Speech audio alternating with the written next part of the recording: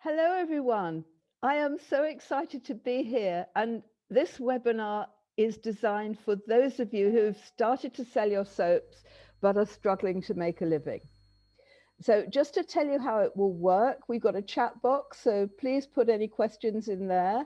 And please say hi and let me know you can hear me and where you're from, because I hope this is reaching a lot of people.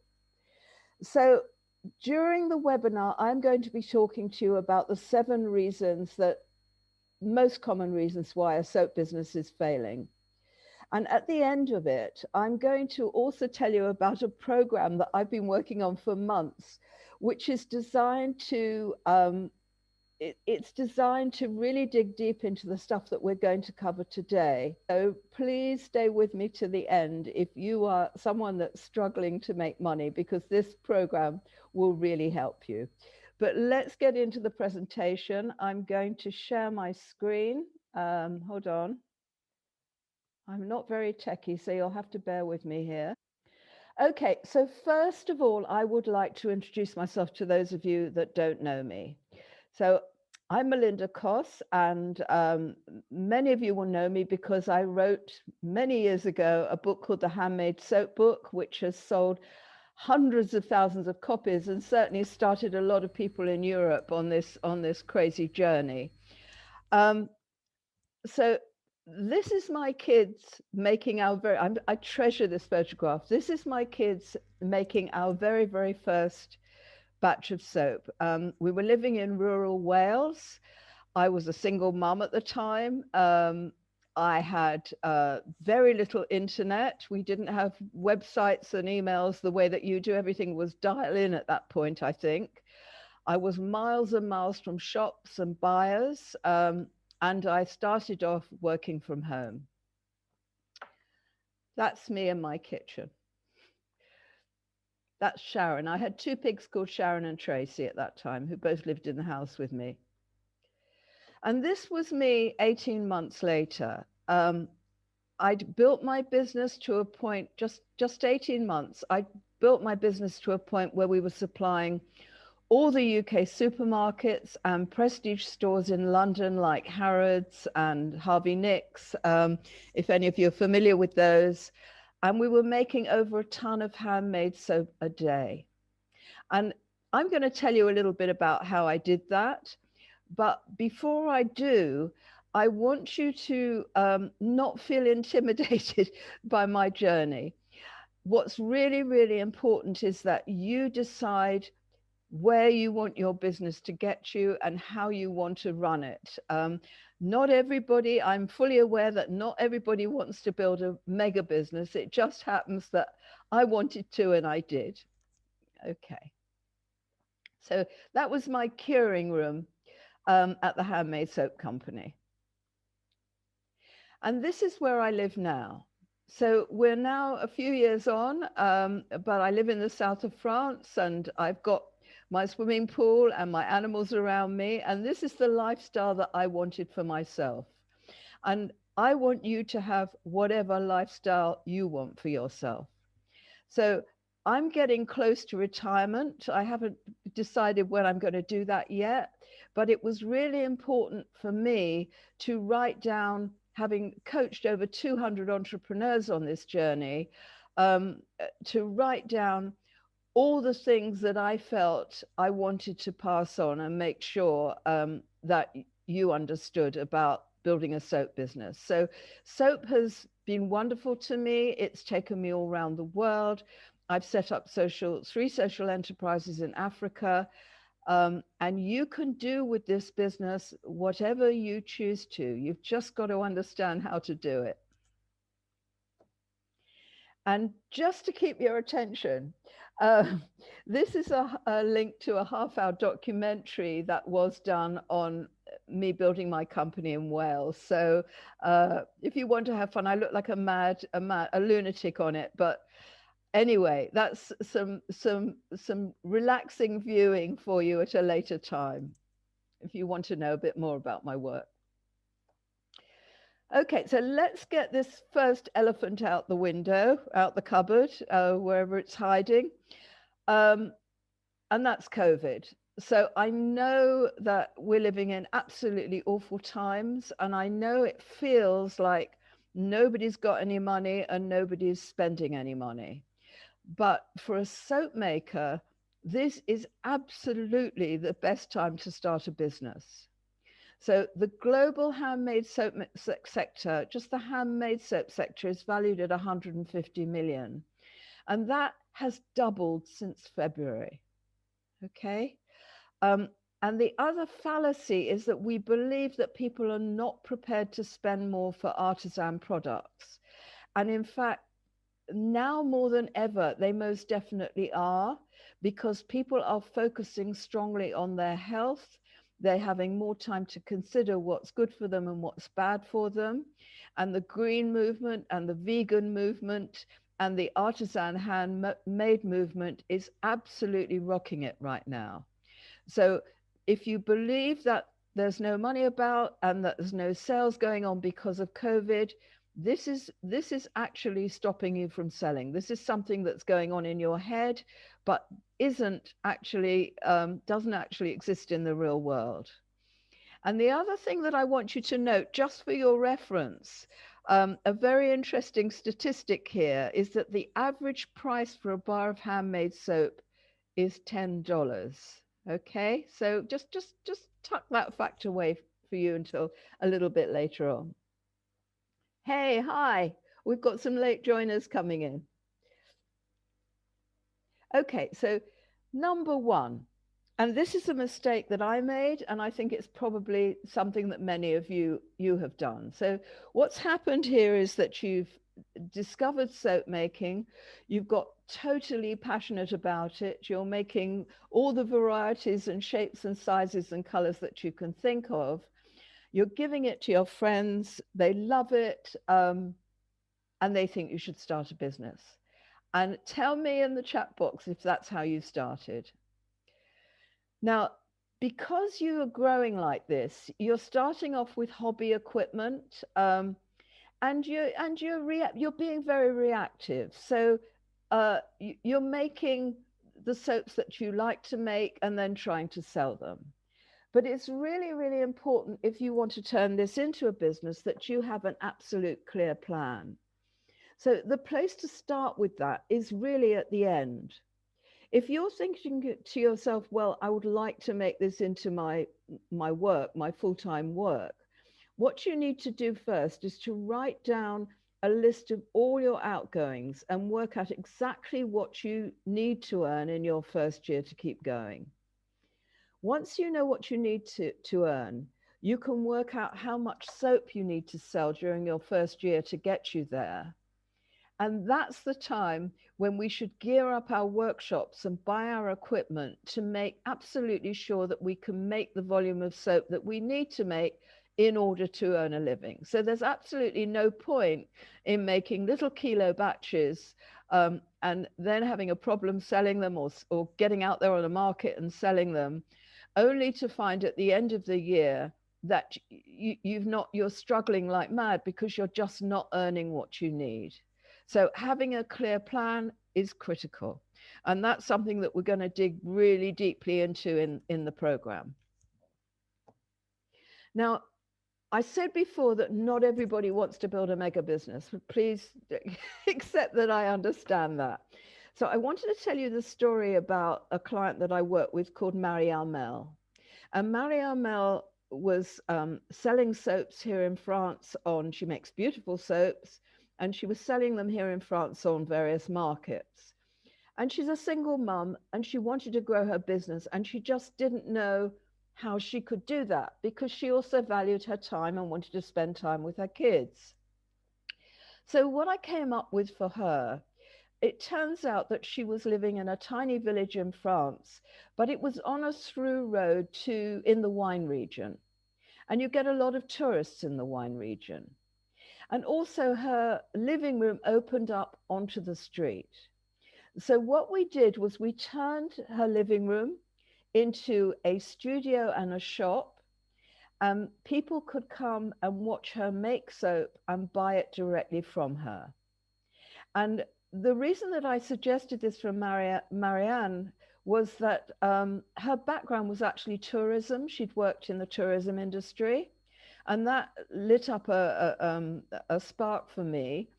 And Marianne approached all the tourist agencies, and she now has coach loads of people coming to watch her make soap at a time that she can specify. And because she's got a captive market, they're going away with armfuls of it. So she's built herself a very nice lifestyle business, and she doesn't even have to leave the house. So that's just one example of working out exactly what business model is right for you. Now, the second issue that a lot of soap makers have is that they're trying to serve too broad a market, and you're not clear on who your customers are and what you should be selling them. So I know it feels counterintuitive because we start this journey thinking that we want to get our soap in the hands of as many people as possible. But the fact is that you can reach, because of the internet. My God, I wish I'd have had Instagram and Facebook in the days I was running my business. But because of that, you can reach 6.2 billion people. So you can afford to be very niche. And by being niche and by setting out to serve a very specific market, you are making your customers feel special.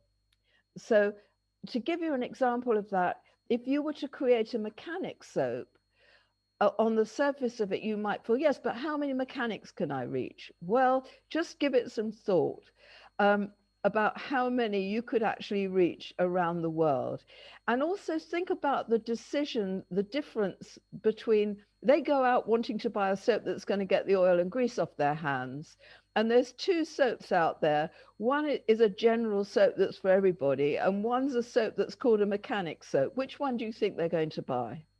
Okay, so getting niche is something that I'm passionate about and that I know works, and something, again, that we would work very hard on, because it's also extremely important that your niche is a group of people that you are comfortable talking with, because all your marketing messages need to talk to that person.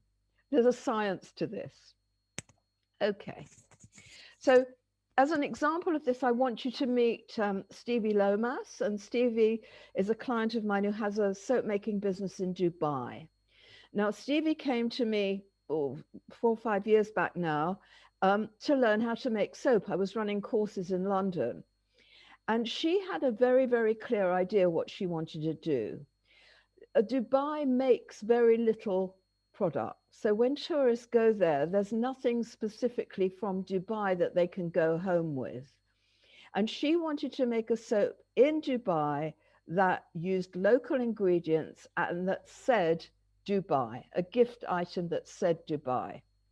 Now, a great fun story here is that Stevie, when she set out, her husband, who was in the oil industry at the time, very kindly gave up his man shed, and she started making her soap in there. And 3 years later, Stevie won the Small Business Award for the Gulf Capital. She turned over $2 million last year, and she has retired her husband. He's now working for her. Now, how would you like to be in that situation? And also, just to illustrate what I was saying before, this is her product. Now, she does a gift product with camel's milk in it that is aimed specifically for the tourism market. So that's what I mean. You can do it with one soap. You can do it with a very small range of soaps. You don't need to be covering everybody. In fact, you're weakening your proposition if you do. So the third issue that people have is that when you're setting up a business in the beginning, you try and do everything yourself, and you think that you're going to save money by doing that. And my goodness, are you wrong? The point is, the first thing that you need to do is to look at what your strengths are and what your weaknesses are. Now, when I started my business, I was completely number blind. But I know that even though this business was going to be born from my passion, a passion-led business isn't a business unless you're making money at it. Business is about profit. Okay. Um, to be running about doing wrapping soaps and stirring pots and doing everything yourself is a sure way not to be able to scale your business. You cannot build a business on your own. What you need to do is delegate. You need to learn to do is delegate, and you need to get people to do all those jobs that you can farm out. And in many cases, they will do them better and quicker than you can. And they will free up time for you to be doing what you're supposed to be doing. And that is marketing your soaps and keeping track of your business. Okay, so it's a kind of shift in mindset that I know a lot of soap makers find difficult. They often find it difficult to let go of stirring that pot. But if you want to build a proper business, you are going to have to delegate. Okay. The fourth issue people have is often that their costings are not allowing them to serve bigger markets. Now, I cannot tell you the number of soap makers that I've talked to who are not putting in costs to cover their own time. And also their costing for the internet. Their original intention is to sell just online. And then when a big customer, a big store group comes to them or finds them online and says, can you supply us? They can't, because they haven't allowed the margins in their costings to give to the store. Now, in the program, I'm going to give you a time and motion interactive spreadsheet. And I am going to, and you can do this at home yourselves anyway, but I'm going to get you to cost out absolutely every single process and ingredient and bit of packaging in your offering, and then get you to add on the margins that you need in order to get you to a trade price. We're going to allow for postage and incoming postage and commissions or handling houses, whatever. And then we're going to double that price and add sales tax to get you to your retail margin. So if you can see here, I've included the cost of labels. I've included the cost of the stock box. So you might pack each variety of soap in a box. I've included the time it takes to pack those boxes, every single detail, because those tiny details that you don't cost in when you're working out your prices are actually your profit. Okay, so this is hugely important to get to grips with your costs.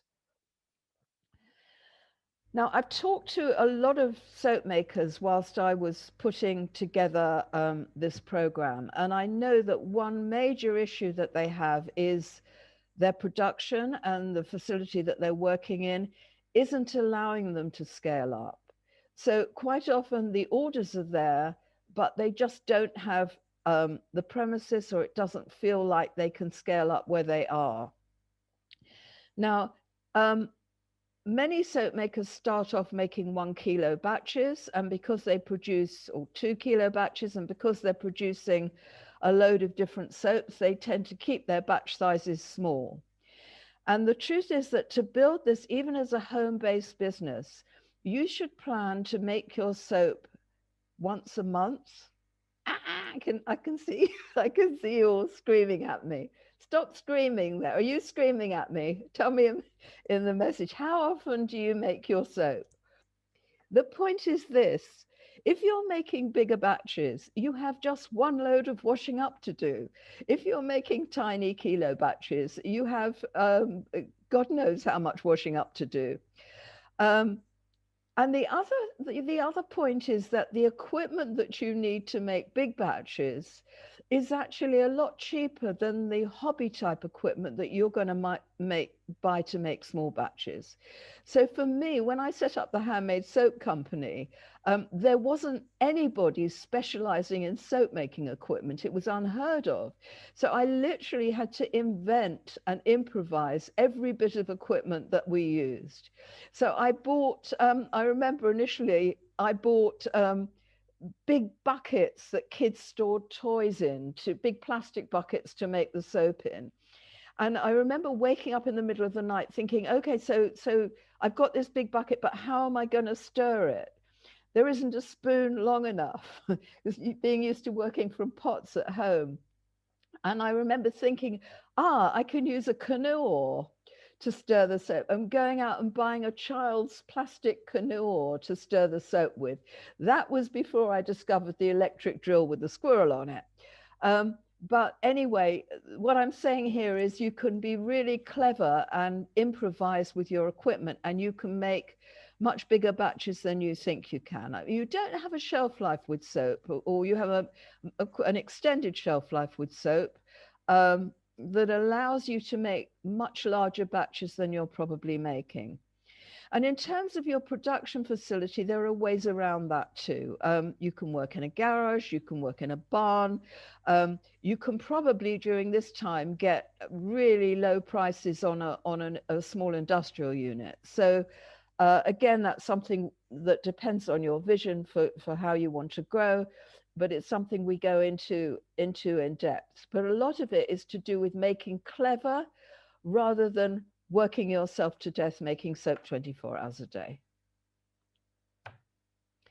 The sixth issue is that you don't have a grip on your cash flow. And again, it's really, really important that you understand the ins and outs of your money, and you plan ahead. And this gives you the most amazing confidence and the feeling that you are actually controlling your business rather than it controlling you and you waiting for the next big bill to arrive in terror. Okay, so in the program, I give you this, which you can do on a piece of paper. You don't need my spreadsheet, but this is an interactive spreadsheet. And this is about setting your vision and planning your sales for the year. So just to show you how this works. So you would put in here, if first of all, you make a list of all the places you think you would like to sell to. And that can also include online promotions or online stores, whatever. And you fill in the name of the individual retailer here in the column, and you decide when you're going to approach them. And you could assume maybe that 2 months later, they might place a firm order for your sorry, I've slipped there, for your minimum, whoops, sorry, what am I doing? Hang on, let's get back. Okay, so they might place an order for your minimum quantity, and you put the value of that order in the box. So if you approach a store, if you're going to approach Nordstrom, I always think big. If you're going to approach Nordstrom in April and they're going to place a minimum order for one shop to be delivered in June, you put the value of that order in June. And you continue here and you set the plan for all the stores that you want to approach to sell your products. And you need to know how you're going to sell your products. These might also be direct consumer fairs. It might be market stalls that you've got, but wherever you're going to sell, work out what you're likely to take and fill it in along here, and then flip over to the next spreadsheet and fill in under income the total of those sales for each month. And from doing that, you also fill in your outgoings down here. But doing that, you can see which months you might be short, when you might be able to afford to do a trade show, when you should do a special offer promotion. So you can plan your whole year out just like that and get control over it. And I can tell you that there is nothing more satisfying, because by the first year, it looks pretty scary. I mean, how you're thinking to yourself, how do you guess? And you're guessing by breaking this down in the way that I've described. But it can still feel scary. But by the second year, when you've got that right, there is nothing that will build your confidence more than actually having a grip on your cash flow and knowing that your projections are right. And of course, you can always go back at any time. So if a store doesn't buy, you've put in that a store's going to buy in June, and they've said to you, no, not interested now, but maybe September, then you just move the number along to September. So this is a movable feast, but it gives you a clear target to aim for. And that is hugely important, that you stay focused on your sales. And the last issue is all about your creativity. So your creativity takes priority over your business sense. And I'm a creative. I know how this feels. You've got absolutely seduced by making these gorgeous bars of soap with the swirly flowers on top and the wonderful multicolored special designs in them. But in order to scale them, how are you going to make them? So there is really no point when you're making a soap that you're going to go out there and sell, unless you're prepared to put a very high price point on it that justifies the time and work that you're putting into it. Then you need to come up with ideas that you can replicate over and over again simply. Okay. And also you need to limit your range, and you need to think in a business-like way. And it could be that you don't want to do that, that your passion is that you just love making soap. And I get that, I absolutely do. But if that's the case, then be very cautious before you go out and try and make this your full-time livelihood, because you might be better off teaching soap. And there's lots of ways that you can make money from soap without actually building a brand. This is an illustration of my own, how I use my own creativity in our very first trade show. Now, this fruit bowl here was a block of soap that I got a wood turner to turn on a lathe into a fruit bowl. And this picture here is a mosaic of an angel that I made out of tiny, weeny, cut up bits of soap. So if anybody is soap obsessed, it's me. And what I'm telling you is what I learned during the journey of that business. So I made loads of mistakes when I built that business. And I want to help you avoid those mistakes and keep you absolutely focused on the things you can do to build yourself an enjoyable business that will earn you a profit. Okay? Okay, so now I'm going to talk to you about my program. Will support you while you outline your goals.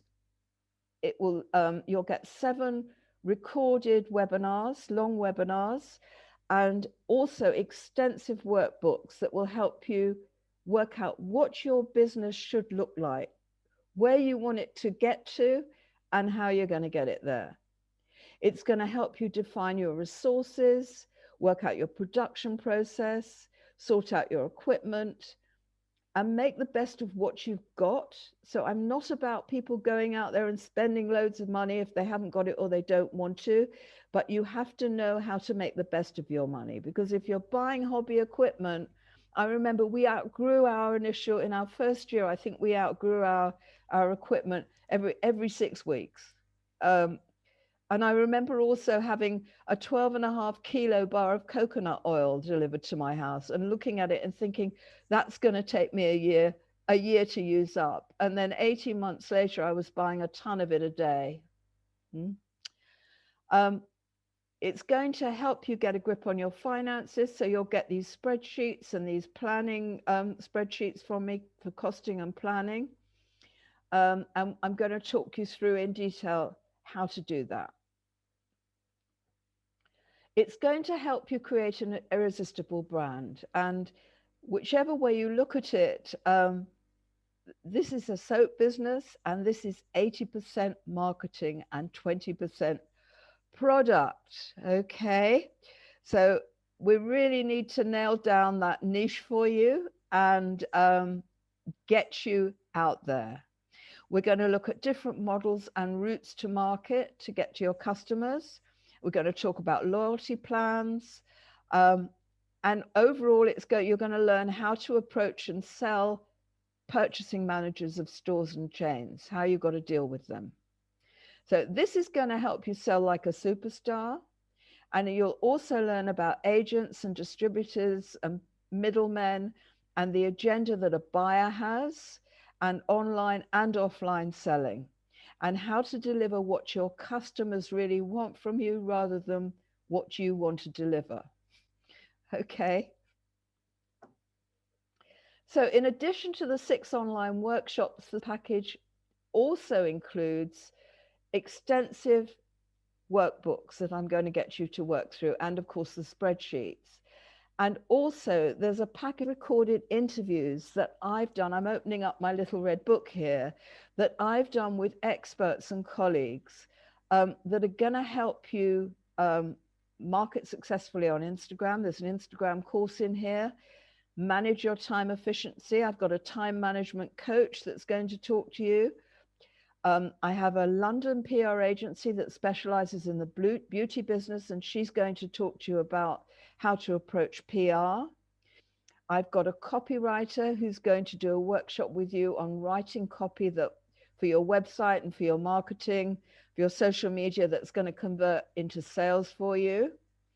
And I've also got the buyer of a major retail store who's going to give you the buyer's view and what she wants to see from people that present products to her. So that bundle alone is worth the price of the course, I promise you.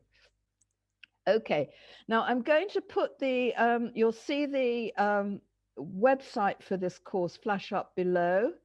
And if you'd like to go in there and have a look at the full program, you're also, in addition to the 6 webinars, you're going to get a monthly, once a month for the 6 months, I'm going to do a classroom style Zoom brainstorm session where you can ask me questions live on there. You have to ask yourself, well, can I afford to do this? And the other question is, well, can I not afford to do this? Because I'm living proof that this can be done. These are amazing times to start a business, but in order to get this right, invest in yourself and understand from someone that has been doing this for 20 years exactly what you've got to do to get yourself out of this, off the hamster wheel, and get yourself turning a good profit. I wish you all success and lots of love. And I hope that when we meet in the program, and if we don't meet in the program, then I hope we meet again when all this nasty stuff out there is over. Stay safe, everybody. Lots of love to you.